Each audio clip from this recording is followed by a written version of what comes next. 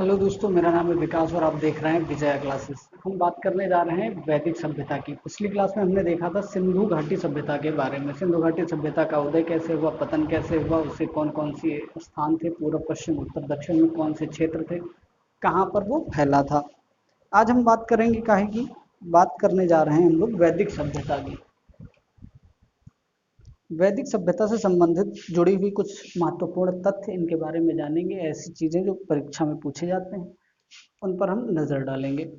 उसमें सबसे पहली चीज़ है वैदिक सभ्यता का काल निर्धारण। कब से लेकर कब तक का समय वैदिक सभ्यता के बारे में जाना जाता है। तो 1500 से लेकर 600 बीसी तक के समय को हम वैदिक सभ्यता के समय के बारे में बताते हैं। 1500 से लेकर 600 बीसी तक का समय। फिर वैदिक सभ्यता का उदय किस प्रकार हुआ होगा, कौन से ऐसे लोग आए होंगे जिनकी वजह से वैदिक सभ्यता प्रकाश में आई, वैदिक सभ्यता आई ही क्यों। इन बातों को जानने के लिए अब हम समझते हैं और कैसे हमें पता चला कि वैदिक सभ्यता ही ये सभ्यता वैदिक सभ्यता ही है, कोई और सभ्यता क्यों नहीं है। इन बातों को जानने के लिए आइए हम देखते हैं।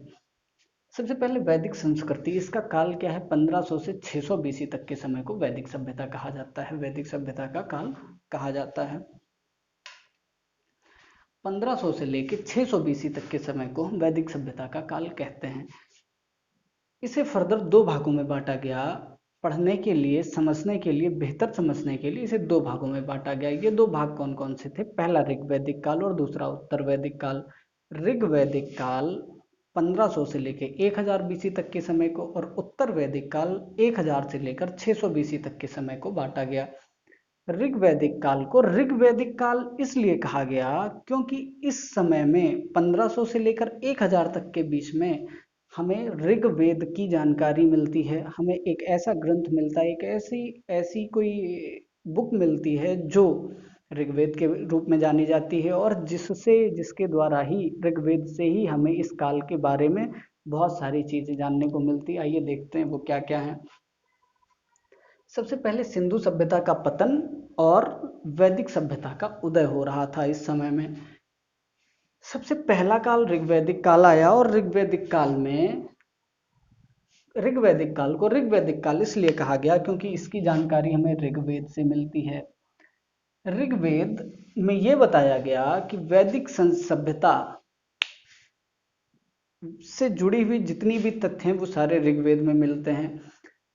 ऋग्वेद में ही इस बात का भी उल्लेख किया गया कि जो वैदिक सभ्यता में आर्य आए थे, वैदिक सभ्यता का के निर्माता कौन थे। आर्य आए। आर्य को ही वैदिक सभ्यता का निर्माता कहा जाता है। तो जो आर्य आए ये कहाँ से आए, मध्य एशिया से आए थे। और यही मध्य एशिया से आकर ही कुछ लोग भारत में, कुछ लोग अफगानिस्तान, कुछ लोग ईरान पहुंच गए। जो भारत में आए इन्होंने वैदिक संस्कृति का उदय किया।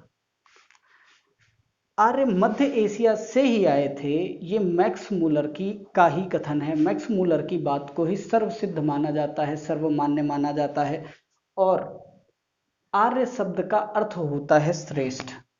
आर्य शब्द का अर्थ होता है श्रेष्ठ, जिसका उल्लेख ऋग्वेद में 3 बार किया गया है। ऋग्वेद में ही कुछ नदियों के नाम मिलते हैं। वो नदियां आज भी प्रचलित हैं। कुछ नदियां हैं, कुछ नदियां विलुप्त हो गई हैं, उनका पानी सूख गया है, वो विलुप्त हो गई हैं। उन नदियों के बारे में हम जानते हैं, उनके प्राचीन नाम क्या थे और वर्तमान में हम उन्हें किस नाम से जानते हैं।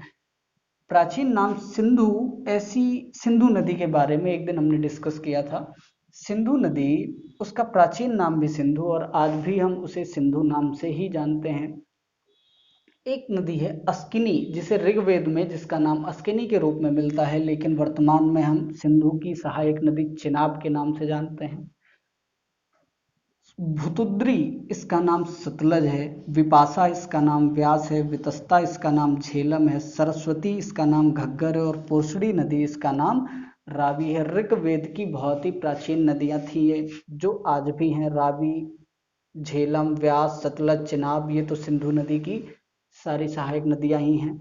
और चूंकि ये सिंधु नदी की सहायक नदियां हैं, ये नदियां आपको सारी सिंधु नदी के क्षेत्र में ऊपर, जिस सिंधु घाटी सभ्यता वाले क्षेत्र में ही ये आपको नदियां देखने को मिलती हैं। इसलिए ही ये कहा जा रहा है कि उसके जस्ट बाद का समय ही क्या है, ये ऋग्वैदिक काल का समय है। इसकी प्रमुख घटना थी दसराग युद्ध।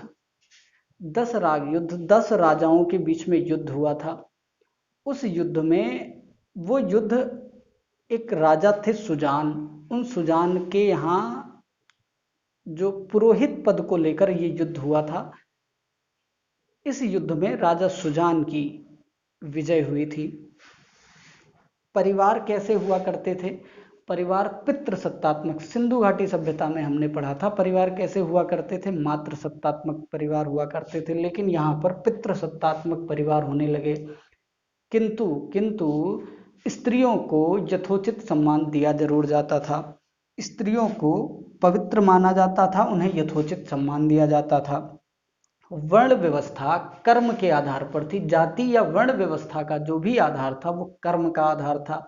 अर्थात अगर आप बूट पॉलिश करते, जूता पॉलिश करते हैं तो आप शूद्र कहलाएंगे। अगर आप पढ़े लिखे ब्राह्मण हैं, आपको वेदों का ज्ञान है तो आप ब्राह्मण कहलाएंगे।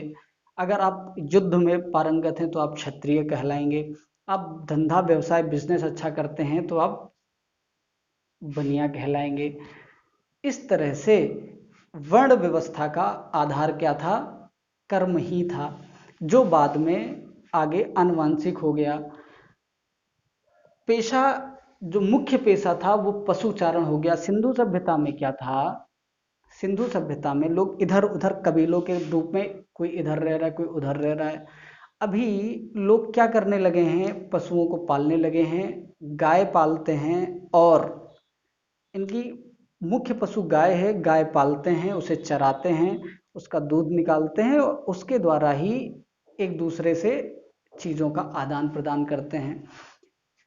कृषि गौण व्यवसाय हो गया है। अभी कृषि मुख्य व्यवसाय नहीं है, इसके बारे में लोगों को ज़्यादा जानकारी भी नहीं है कि किस प्रकार चीज़ें हैंडल की जाएं।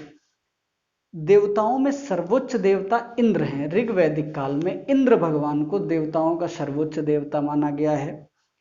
पौधों के देवता सोम को पौधों का देवता माना जा रहा है। सोम को पौधों का देवता माना जा रहा है। और जो लोग पूजा पाठ कर रहे हैं ये अपनी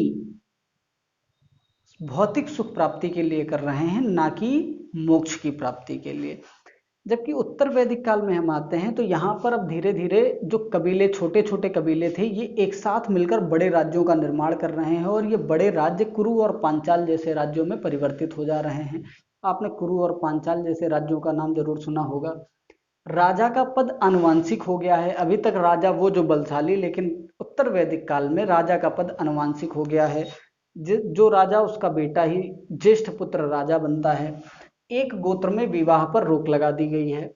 एक गोत्र में विवाह करने पर रोक लगा दी गई, इसे निषिद्ध माना गया है और इसकी जानकारी भी ऋग्वेद में ही मिलती है। विषय, अब हम बात करते हैं वैदिक साहित्य की। इस ऋग्वैदिक और उत्तर वैदिक काल में जो वैदिक साहित्य लिखे गए, जो भी साहित्य लिखे गए, उन पर बात करते हैं। मुख्य रूप से हम वेदों पर ही बात करेंगे। वेद जो है, वैदिक साहित्य, वेद का अर्थ होता है ज्ञान और उनका मुख्य विषय क्या है? यज्ञ। इनमें यज्ञ के बारे में ही प्रमुखता से बताया गया है और वेद का अर्थ है ज्ञान। वेद अपौरुषेय है, मतलब ऐसा कहा जाता है वेद किसी व्यक्ति ने नहीं लिखा है। वेदों को भगवान ब्रह्मा ने स्वयं मंत्र दृष्ट मुनियों को अपने मुख से बता दिया है, सुना दिया है, जो वो अपने पुत्रों को, अपने शिष्यों को बताते हुए बहुत 3-4 हजार सालों तक ऐसा करते आए हैं। वेदों का संकलन जो किया है वो किया है महर्षि कृष्णद्वैपायन या वेदव्यास ने किया है। वेदों का संकलन जो किया है वो महर्षि कृष्णद्वैपायन या वेदव्यास ने किया है। वेदव्यास का नाम ही वेदों के व्यास को संकलित करने पर और उन्हें बराबर बराबर अलग कृष्ण, ऋग्वेद, यजुर्वेद, सामवेद और अथर्ववेद में बांटने पर, पहले पूरे वेद एक जगह थे, इन्हें बांटने के कारण वेद व्यास कहा जाता है। सबसे पहला ऋग्वेद है, विश्व की प्राचीनतम धार्मिक पुस्तक है ये। ऋग्वेद के बारे में जानते हैं हम कि क्या है? विश्व की प्राचीनतम धार्मिक पुस्तक है। उपवेद इसका आयुर्वेद है, इसे धन्वंतरी ने लिखा है। इसमें 10 मंडल, 1028 श्लोक और 10,600 मंत्र हैं। इसमें ऐसा कहा जाता है, अच्छा, इसका अध्ययन करने वाले, इसका पाठ करने वाले को होत्र या होता कहा जाता है। 10वां मंडल, इसमें 10 मंडल हैं, तो जो 10वां मंडल है इसे कहा जाता है, ये बाद में जोड़ा गया और ऐसा इसलिए कहा जाता है क्योंकि इसकी भाषा भिन्न है, इसकी भाषा सबसे अलग है, इसलिए कहा जाता है कि ये बाद में जोड़ा गया है। तीसरे मंडल में गायत्री मंत्र का उल्लेख किया गया है जो भगवान सूर्य को समर्पित है। नवा मंडल जो है इसमें सोम को समर्पित है, जो नवा मंडल है वो सोम को समर्पित है। अभी आपने देखा था कि ऋग वैदिक काल में पौधों के देवता कौन थे, सोम थे, तो उन्हीं को समर्पित है कौन, नौवां मंडल। और तीसरे मंडल में गायत्री मंत्र का उल्लेख किया गया है। 10वें मंडल में ही, इसी 10वें मंडल में ही वर्ण व्यवस्था की भी बात बताई गई है। ऐसा कहा गया है कि ब्रह्मा के मुख से ब्राह्मण, भुजाओं से क्षत्रिय, जंघा से वैश्य और पैर से शूद्र निकले हैं, 10वें मंडल के पुरुष सूक्त में बताया गया है। यजुर्वेद की बात करें तो ये कर्म कांड पर आधारित एक वेद है। इसका पाठ करने वाले को अथर्वयु कहा जाता है। ये एकमात्र वेद है जो गद्य और पद्य दोनों में है। इसे दो भागों में बांटा गया है, कृष्ण यजुर्वेद और शुक्ल यजुर्वेद। कृष्ण यजुर्वेद गद्य में है और शुक्ल यजुर्वेद पद्य में है। यजुर्वेद का उपवेद है धनुर्वेद, युद्ध कला से संबंधित है और इसकी रचना धन्वंतरी ने की है, विश्वामित्र ने करी है। सामवेद ये गान से संबंधित है, गाने से, जो संगीत से संबंधित है। साम का अर्थ ही होता है गान। इसका पाठ करने वाले को उद्गात्र या उद्गाता कहा जाता है। भारतीय संगीत का जनक भी माना जाता है सामवेद को। 7 सुरों की जानकारी, ऐसा कहा जाता है कि सर्वप्रथम 7 सुरों की जानकारी हमें कहाँ से मिलती है, सामवेद से ही मिलती है, जिसमें सा रे गा मा पा धा नी सा, ये कौन से हैं, 7 स्वर हैं जिनकी जानकारी हमें सामवेद से ही मिलती है। अथर्ववेद तीनों से भिन्न है। इसमें तंत्र मंत्र जादू टोना टटका ये सारी चीजों का उल्लेख किया गया है। अंधविश्वास से भरा हुआ वेद है कौन सा, अथर्ववेद। इसका उपवेद है शिल्प वेद, भवन निर्माण से संबंधित है और इसकी रचना की है विश्वकर्मा ने। ब्राह्मण, ये वेदों का गद्य रूप ही ब्राह्मण कहलाता है, वेदों का गद्य रूप ही ब्राह्मण कहलाता है। अरण्यक क्या होता है, अरण्यक जो बच्चे, जो छात्र बाहर जंगल में रहते हैं उनके अध्ययन के लिए अरण्यक बनाए गए। जो अरण्यक इन्हीं वेदों के उपसंहारात्मक छोटे से कंक्लूसिव, एक आप फॉर्म कह सकते हैं, उपसंहारात्मक तथ्य होते थे जो छात्रों के लिए बनाए जाते थे। और उपनिषद 108 उपनिषद हैं और उप का अर्थ होता है पास बैठकर, मतलब अपने शिक्षक के पास बैठकर एकांत में शिक्षा जो ग्रहण की जाती थी उसे उपनिषद कहा जाता है। और ये कितने हैं, 108। ठीक है भाई, ये है वैदिक संस्कृति के बारे में, आप इतना ध्यान रखिए। ठीक है, धन्यवाद आपका।